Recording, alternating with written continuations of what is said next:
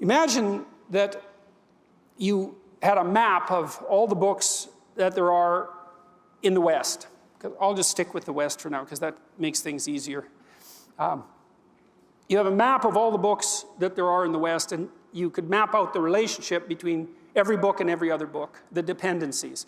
And you'd find, for example, that you should read Hamlet because a lot of other books refer to Hamlet, or you should read Shakespeare because a lot of other books refer to Shakespeare. And if you don't understand Shakespeare, then there's a whole bunch of books you can't understand. And then you might say, well, to understand Shakespeare, what should you have read? And the answer to that could easily be, well, you probably should have read the Bible. And maybe that's a claim that you could make about wanting to understand any book.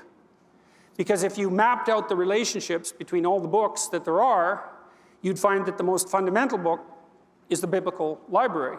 And I think that's even merely true historically. It's partly why the Museum of the Bible was so interesting to me, because walking through it, you see how the book aggregated itself across time and became fundamental. And the first book that was really widely available for printing, purchasing, and reading was the Bible. And all the books that we know about now, the millions of books that we have, emerged from that base, that trunk.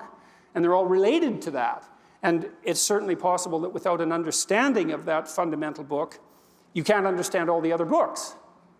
And maybe it's possible that without an understanding of that book, you can't understand other people.